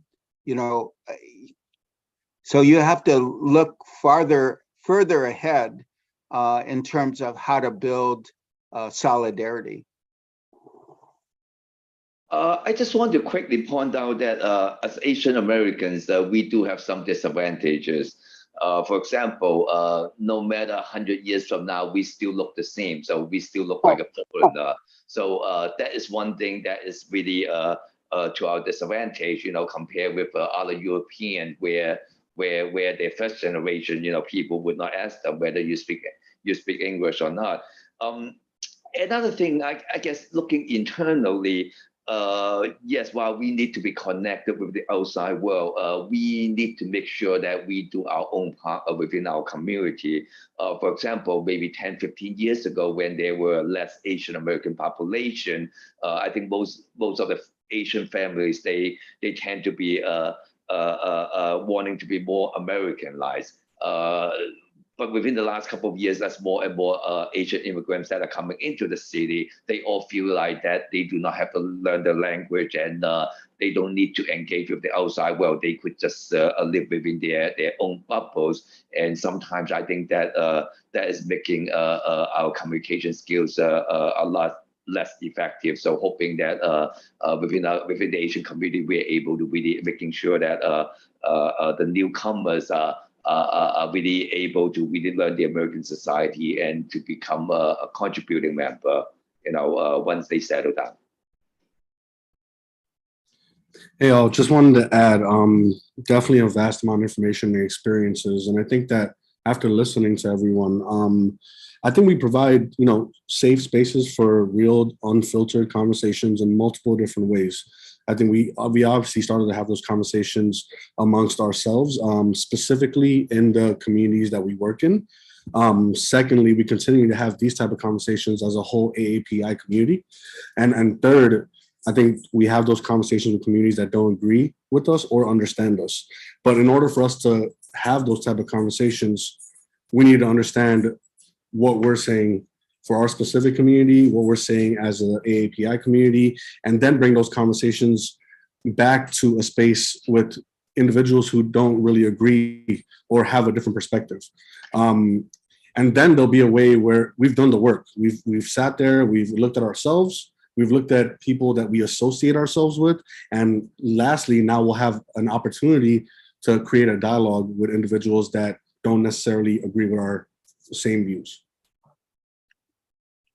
So if I could jump in here, and I think everyone's touching about the importance of doing this work, reflecting on yourselves, you know, how do you reach across the aisle? How do you connect to other communities that may not look like yourselves, or you may not think you have any common interests? And when I hear all this, I think it all sounds good and it is important. But then the other thing I think about is, what are the resources needed to do this work? And I think about all of you who are community-based organizations, right? And, you know, I think we at DYCD are very fully aware about how you all get funded and how you don't get funded, right? And I think when we think about this work we're talking about, you can put it under a lot of different categories: community building, implicit bias work, improving race relations, right? You can probably put like all different types of naming in all many different ways, and there's probably some overlap. But to me, it seems part of the challenge is how to resource this work, how to do this work, who's gonna pull those conversations together and do it thoughtfully within the community and outside the community, right? So curious to hear thoughts of the panelists about that. Like, how do you do this work and how do you do it well when you know the need has to happen today, but you may not have all the resources and training, or even how do you summon up that courage to do that work? And again, I know that a few of the groups here on the call, as it relates to addressing some of the anti-Asian hate incidents of the past year, have gotten funded from the mayor's office to do some of that work. And the council has also had their own AAPI initiative. So I guess the question becomes, is that a good start? What more is needed? And really, how do you sustain this work in the long term? Because I think one thing that is clear from all the groups here, and I think it's very fair to say, you all are some of the key community institutions in New York City, supporting the different parts of the AAPI community. So yeah, I just want to pause there. Yeah. Also, we want, if there's anybody in the YouTube chat room that wants to throw a question in, please chime in also. But go ahead back to the group, okay? Yeah. So again, how do we resource this work? And how are we creative about it? And then, what would you like to see ultimately to be able to do this work in a sustained manner? Was the funding sustainable? Say that again. Is the funding sustainable? What do you mean by that, Mitch? No, I think it was a good start, having the initiative, right? But I think, we do have to expand it, right? And I think by expanding it, I think the conversation we have so far touched upon ideas of how we could really expand it from, implementing not just trainings, but actual, institutionalized curriculums, right? Having teachers being able to, touch base on these things. And I would say, like, even earlier, right, we talked about like, the schools, right? Public education teaching it, but, I think it'd be great to have public education have partnership with CBOs when this stuff gets rolled out, and that's something that I know, like many of us that work on the CBOs had always want to do, right? We want to partner with particular, like, education institutions, so we can have more reach in the community, and also leverage our insights, right, in terms of the support or educational practices that the school is requesting, and also what we know the community needs, and so it's really having that meaningful touch points of learning, right? So that's what I would say. And obviously having, that structure capacity to roll that out. But then I would say also then having some sort of structure to have these type of conversations where we could reach across the table as well. So a lot of people talk about, plenaries or town hall forums or stuff like that. We have this barbershop, but I think, really, having that conversation, it could be the next piece, and it could be part of, we could do trainings to kind of like, go over some like preliminary things to have a base or some context to have the conversation. But, having more collaborative, then I would say then it's, having the CBOs collaborate with each other, right? Cross community wise, cross community, intergenerationally, all these type of ways that we could look at where we can have more of these conversations. And so, I think if the funding could be sustained to kind of then have more of that evolution, right? You can see kind of like how it can be rolled out to where we're at. I think that's, that could be where we could go, and that more that direction, where, folks are more educated. And then I think once we're more educated, we'll be, we don't have as much defenses up, right? We'll be more inquisitive to have these, conversations across the table, and then we can, have that space to facilitate that, And so, I mean, the funding can be like a big forum, at a college or something, right, where folks can come together and having these big conversations, with big plenaries. But I think that's something that we have to have, like going back to the same point I said earlier, but I feel like we need to do that internally, and then we can break out. And I feel like, the education's, that meaningful learning component is the first piece. And Mitch, I like what you're saying, but I always want to, and anybody can answer this, I always want to find out what my enemy is fearing of me.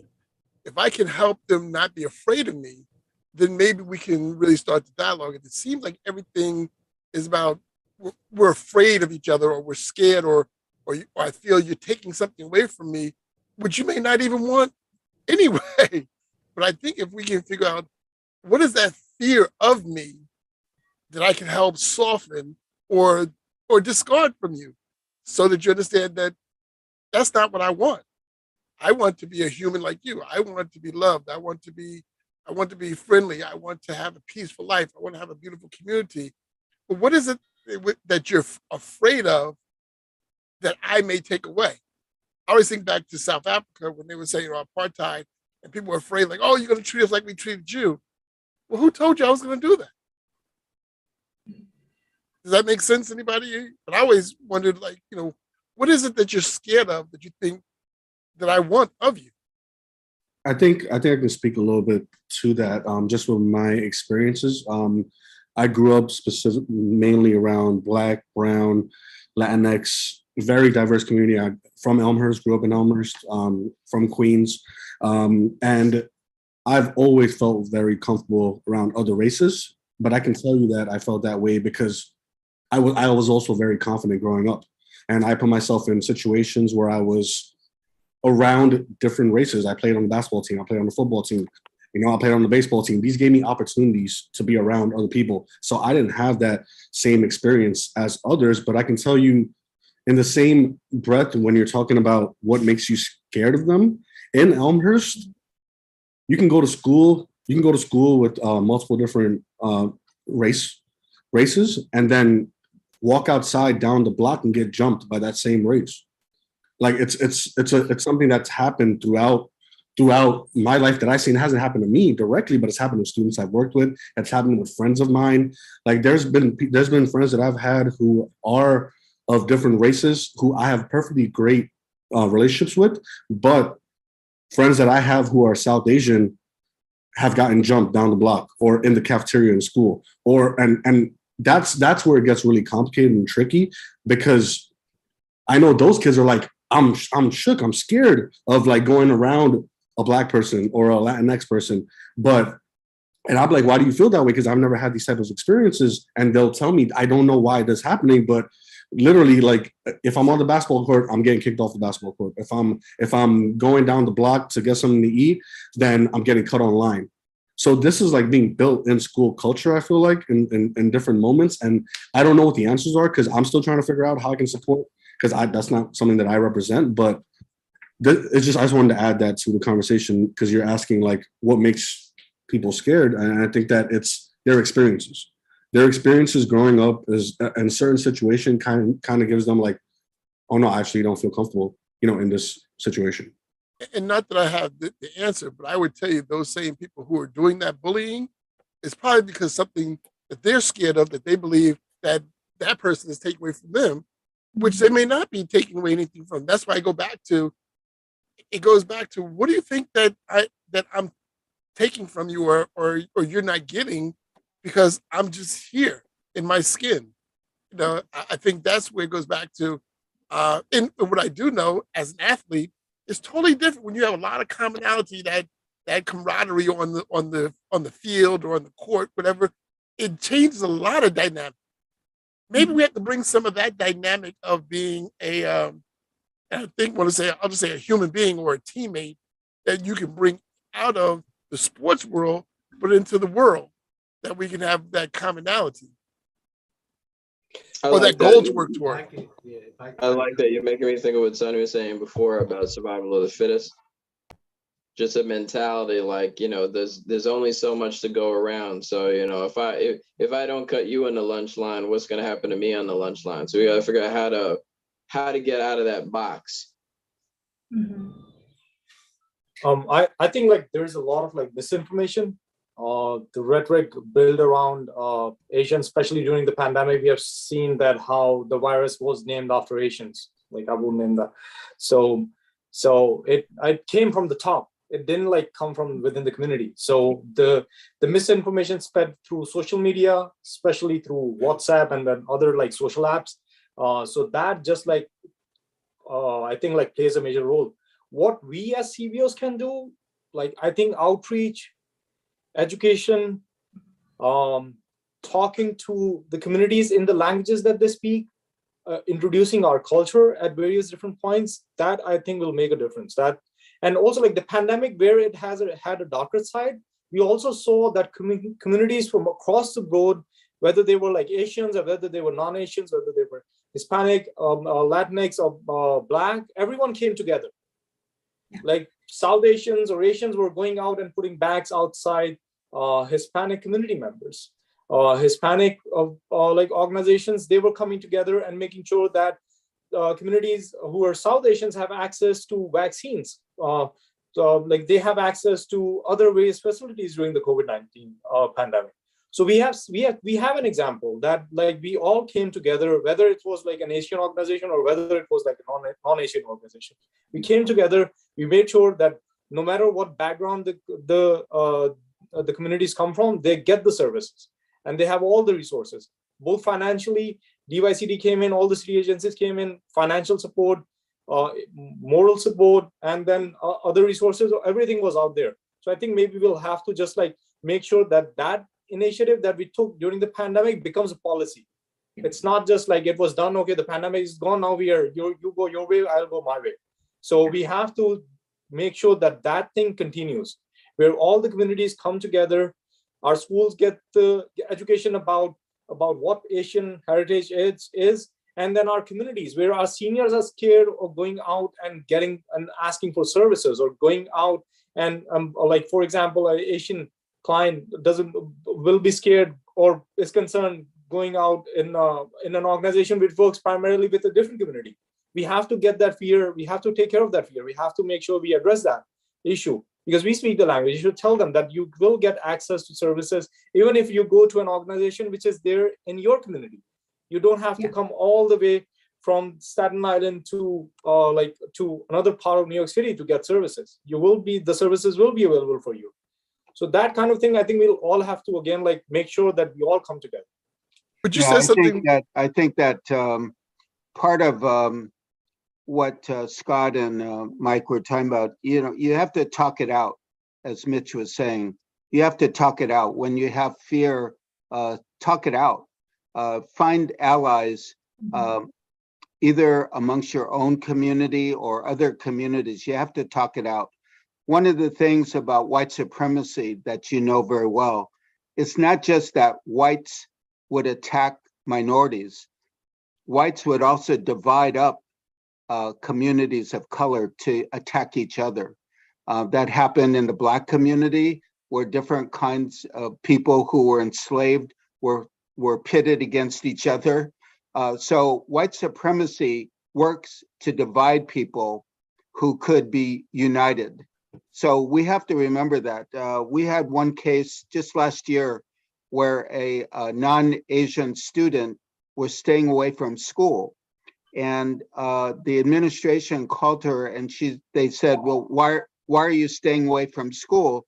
And she said her relatives told her that Asian teachers and Asian students were spreading the coronavirus.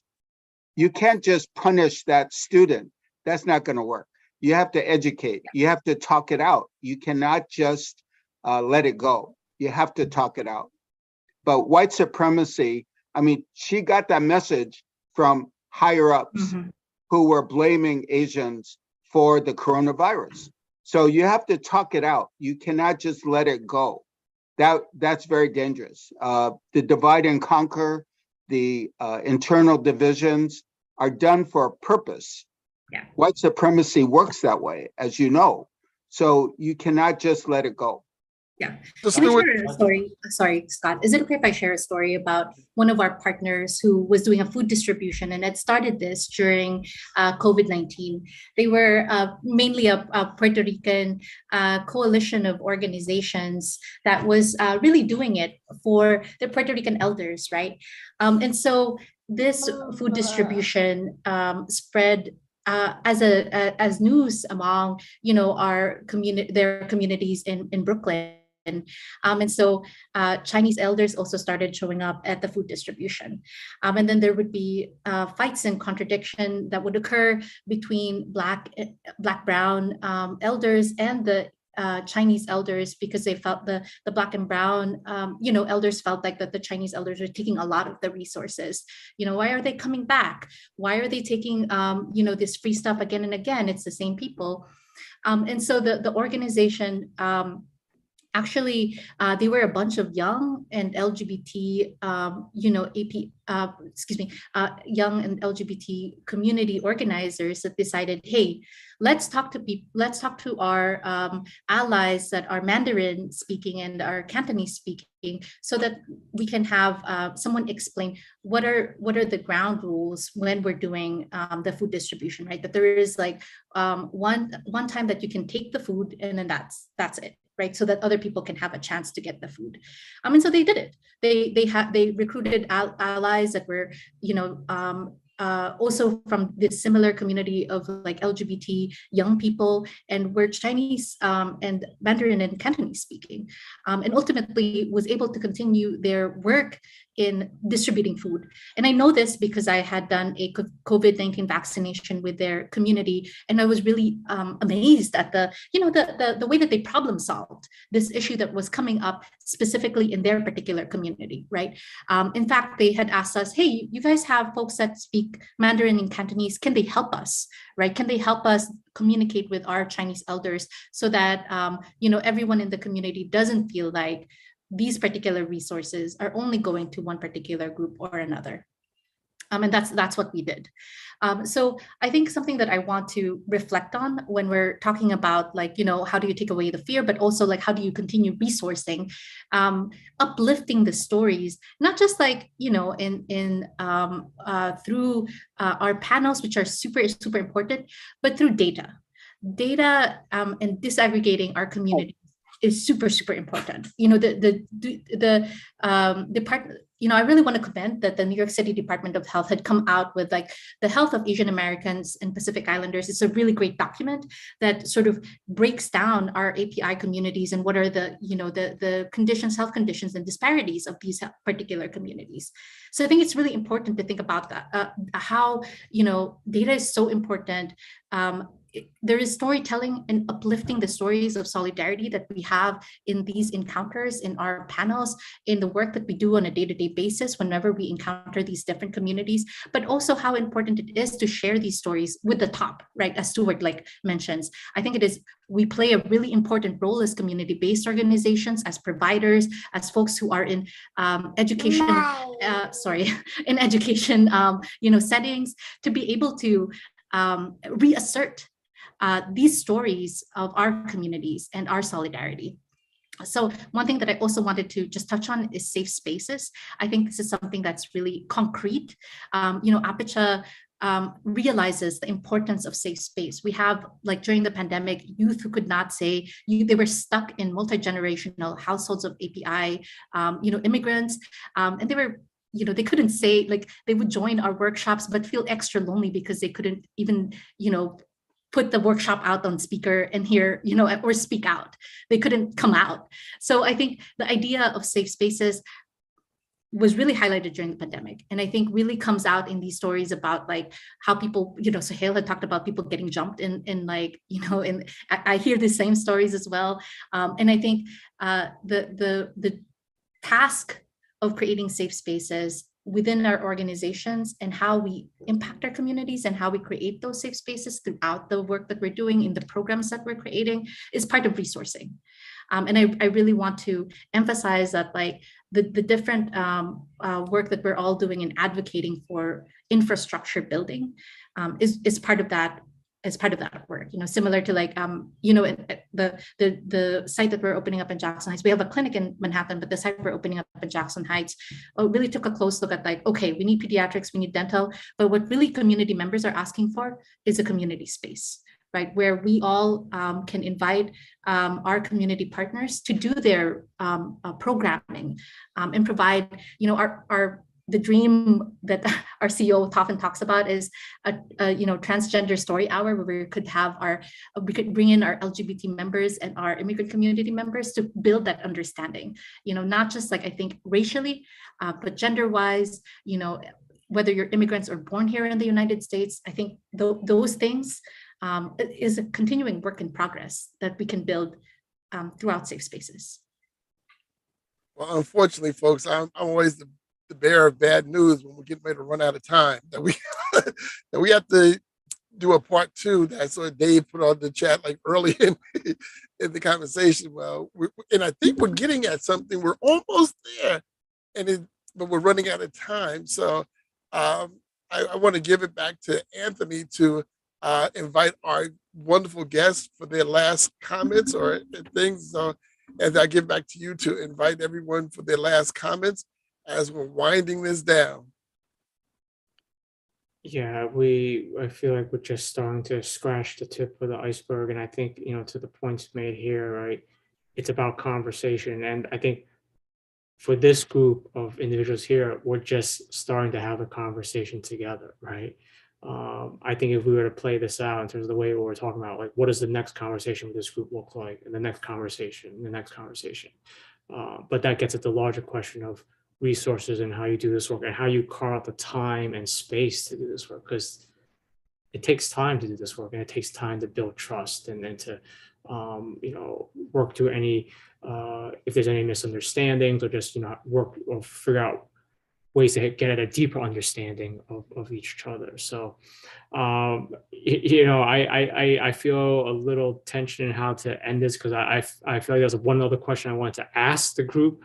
But maybe what we could try to do is, again, thank you to all of you for joining us this evening. And I guess as we close out here, just kind of leave with us some of your parting thoughts, having been part of this panel today. And if you want, the question that was popping to my mind before Scott, said time is up, was I was thinking about, what is it that we at DYCD could do to help to continue to tell the stories of AAPI CBOs in New York City and your work, and not just the AAPI community, but also I would say of any community, right? I'm just trying to think about how we can use our platform as DYCD, as a city agency, as a funder of many of you, to support you in your work and to kind of tell that story and help to bridge some understanding between communities and what have you. So I guess on that note, I would want to turn over to each of you to, give us your final thoughts in general, having participated on the panel. And if you want to tackle that question I just laid out, please do so as well. How should we start? Anyone feel burning like they want to? I see Suhail came off mic. Are you ready to jump in on that? Yeah. I just wanted to jump in. Going back to just adding to what Melanie said, but also answering your question. I think that, DYCD can support CBOs and organizations to create programs and safe spaces to help our students change their perspective and better understand experiences they are experiencing that are growing the divide I was speaking about earlier. We also need to help them talk to their parents and fight these perpetuated stereotypes that are also more that add to the divide. And I remember Stuart named the framing around this with how white supremacy pits us against each other. And this is where the hard work is on the ground with individuals to change how they're experiencing these things when you don't have the power to stop experiencing from happening. That, and I'm not part of the CBO, but that at least the work that I do, I've completely changed my framework for working with college students. I'm approaching everything from a trauma-informed perspective, and that's how we're trying to build coalitions among different underrepresented groups in higher ed, at least where I work. It's understanding that what traumatizes us, and I think Mitch brought this up a little bit earlier, we will find more in common, right? The trauma of immigration, the trauma of, as Stuart was mentioning, systemic racism. And those are the connecting points. And those are the starts of these types of conversations that build coalitions, that we share in that trauma. And I, in terms of being part of this panel, my mind is blown because the work of all the CBOs on this panel, whether you've articulated it or not, have addressed issues related to trauma, whether it's healthcare, access to healthcare, access to food, access to housing. These are all traumatizing points in a person's existence in New York City. And so my hat goes off to, I don't have a hat on, but my virtual hat goes off to all of you, because I think you understand, even if you are not articulating it now, that you're addressing trauma in our communities, and that's extremely important. And I think that's the start of our conversations. I'll just jump in, Anthony. I had a relative by marriage once who was Japanese American, and he was incarcerated. He lost his liberty for 3 years. He lost his business. He, lost his self-respect. I said at a family gathering, I said, "Show, if you could have foreseen that happening a few years before it happened, what was missing from the community?" He said 3 things. One is, he said, we didn't have strong community organizations that could fight with us. Secondly, we didn't have strong attorneys who could defend us. And thirdly, we didn't have allies who were strong enough to object. I think our current generation has a chance to reverse those answers. And so let's get on with it. And we're happy to work with you at any time, in any way. Thanks, Stuart. Final thoughts from our panelists here. I'll jump in real quick. I think funding is really important.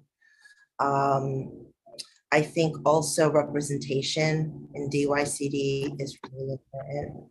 One of the things that my youth team participated in a training last summer, and they were, I think, maybe within that large cohort, the only group that represented and worked with Asian youth. And they were able to impart really unique experiences for the Asian youth to the larger group. And it was this great exchange and learning opportunity. And so just examples pervasively that a lot of our kids went through, especially during the pandemic, where many of them became the breadwinners for their family, right, in high school. Many of them, because their parents were in service industries, or whether it's restaurants or anything, or where they worked in Chinatown, were laid off. And a lot of the kids ended up having to take jobs to keep the lights on. And then foregoing that last period, 10th period, right? Because they had to get to their job. So, just unique experiences and just being able to share that. I just think as DYCD thinks about how to better support us, representation is just really, really important. And I think that the work of all the CBO leaders, it is very hard. We are not a monolith. There are so many subcultures amongst subcultures amongst subcultures. And then even with that, you have the challenge of and the unique experiences of recent immigrants versus Asian immigrants, and the learning gap between the two and the experiential gap between the two. And so ways to bridge that. And just for everyone on this panel and leaders serving the community to continue to push back, right? It's hard, but being brave, as what Mitch talked about, sometimes that means challenging narratives, false narratives, fake news that is pervasive within a lot of our communities, and pushing back and challenging that, even if we end up taking it in the chin, right? Those things are really important. Thank you, Emily. Thank you. Just Mitch. want to, yeah. Yeah. I mean, I made the joke earlier, the tongue-in-cheek joke about sustainable funding, and I think like, you know, a lot of people understand what that meant. But you know, we can kind of maybe take this dialogue even earlier as an analogy of why it should be sustainable, right? Because, you know, even you said earlier, like all these things that we've even talked about, you just said it just scratched the surface of the iceberg, you know? And so, you know, it's great that, you know, there was like some of this initiative money to start the conversation. Again, you know, having this great festival or a rally that sells Mongolian beef and the styrofoam cup, you know, that's the beginning. That's great. We bring folks together, but then it has to be more, right? It has to be sustained in terms of, you know, funding, resources, but also, I guess, what the community creates should be sustained, right? And that's why the funding is important, you know? If we go back to the civil rights movement, right? A lot of these programs were started because of community people power. And they had to find their own funding. They didn't have like DYCD, right? You know, they had to find their own funding, whatever it is, education programs, after school tutoring, breakfast programs, because they knew like, you know, folks were impoverished and needed breakfast and all this type of stuff, right? So, you know, and so it could happen, right? So like, as I say, you to answer your question about like, you know, how DYCD complete, I think is really supporting, you know, how these really like grassroots groups that really know the cultural competency and cultural sensitivity of the community that they're working with and they're serving, that wants to build out a lot of these larger empowerment work, right? These larger DEI equity work, you know, that addresses, like I said, all the stuff that we just scratched on the surface, you know, survival, trauma, belonging, self-hate, all the stuff we just all talked about, right? And in addition to everything else, if those programs can be, you know, if those programs sparked and it can be expanded, right? That's what I mean when I say sustainability as well, you know? And so, you know, great institutions like DYCD that can facilitate that while also highlighting the stuff that we've mentioned about the importance of cultural competency, the importance of having, you know, cross conversations everywhere. I mean, DYCD can even facilitate cross-agency conversations as well, right? Like all these type of things to really get folks together, I think that'll be kind of like good next steps. Thank you, Mitch. I just want to add that part of DYCD having the opportunity to really work with all the NDA area within the city of New York. So maybe one day you guys can pull together a sizable group that are representative of all different community groups, and maybe we could have a larger conversation on that. And the second thing is that sometimes I think our community is confused between hate crimes and economic related crimes. So probably that is something that we should look into and think about at a later time. Thank you. Thanks for that, Paul. I think Reihan, I think that leaves you as the final panelist we want to hear from to wrap up. So I think like DYCD can take a lead on this. We already like have a very good conversation starting up. We can continue this, and also like with the initiatives that we have at like individual organizations, many of us maybe are not aware of like what kind of like programs or projects we have started through this API initiative. So maybe like on a monthly basis, we can have like such conversations where like each group can come forward and share their experience, so that it could become a learning process for each one of us. And that we can also like also implement those into the work that we are doing. So that would be a great starter point going into next year, going to the next fiscal year. We can have like more stronger inputs in making sure that our communities, the services that we lack or the gaps that are still like existing, those gaps and those like issues could be addressed. So I think that would be good if like each organization starts like we start sharing our experience with each other. And like again, like we cannot have like a better lead than DYCD. Thank you. Thank you, Reihan. So everyone had a chance to say their final piece, correct? I just want to make sure I didn't miss anyone. Oh, is it okay if I just ask? I hope like something really concrete. I hope to get in touch with everyone at this panel after this. I think that's definitely a good point, Melanie. I think we have to kind of talk about it, be about it here, right? We talked about how to keep this going, right? This is just the start of the conversation.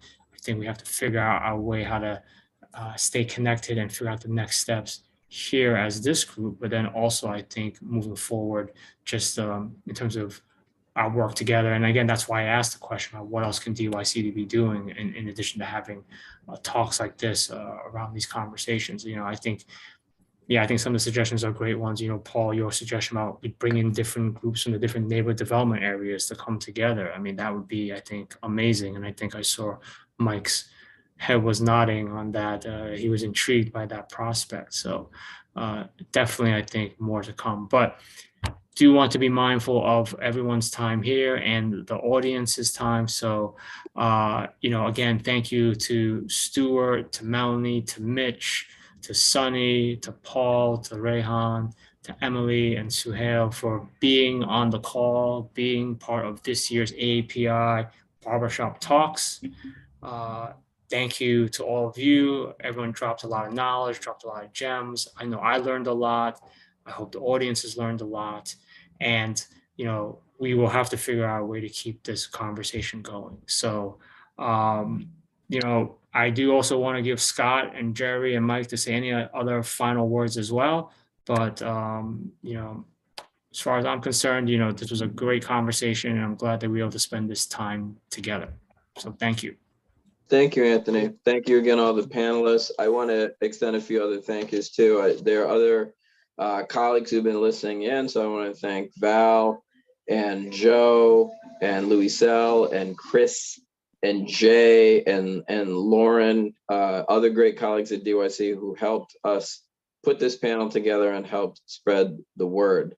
And Anthony, you asked the panel, what can DYCD do? Well, the smartest thing DYC can do is continue to support community-based organizations who know what the needs are and are attuned to the needs. And so that's who we've been able to hear from. Some of them have recently received, new funding. Some of them have found their own funding along the way. And I think one of the things that I like to touch on is, along with whatever funding DYCD can make available, we also have to find other ways to bridge and to reach out and leverage whatever resources are available. And I think that's what the barbershop talks are about too. There's really no funding to do the barbershop talk, but we do them anyway because everyone has agreed that it's important to share this information from topic to topic, all of this information, and to stimulate whoever's in the audience to act. So when you ask what DYCD can do, I also turn it back to the barbershop audience. You heard from nonprofits all around the city, and there was a request for allyship. So whoever you are, if you're listening, and David will drop the information in the chat, we always make resources available. They could all use a volunteer, and you don't have to commit to working a full-time job with them or whatever it is. Just many hands make light work. So I put that out there just as we want to continue this dialogue both through the barbershops and outside of the barbershops. This is really about supporting whoever's listening and helping you get resources. And I think here's also an opportunity for you yourself to get invested. Let's break some silos. Let's break out of a box. Let's counter a narrative, whether it's a historical narrative or a media or social media narrative. Let's meet some other New Yorkers. So, on that, I close. I'll turn it over to Scott. Thank you, Mike, and thank you to our guests. Once again, we want to thank you all in appreciation of API month. And we have some work to do. So we have some assignments that we have to go back and take on ourselves. And as it said, the famous Michael Jackson, I got to look at the man in the mirror. Start with the man in the mirror, the person in the mirror. Because if you start the person in the mirror and you start changing that person, or you can start changing a lot of others. We have to go back and start changing ourselves. And as we get ready to close out, I want to just remind everybody that's here on Thursday, if you happen to have nothing to do, we have an all-day conference that we're going to be doing, Affirming Fatherhood, starting at 11 o'clock. I don't know if Dave can throw the link into the chat, but we have quite a few great speakers from across the state of New York that are going to be talking about affirming fathers. If you still want to get in, you can go to DYCD.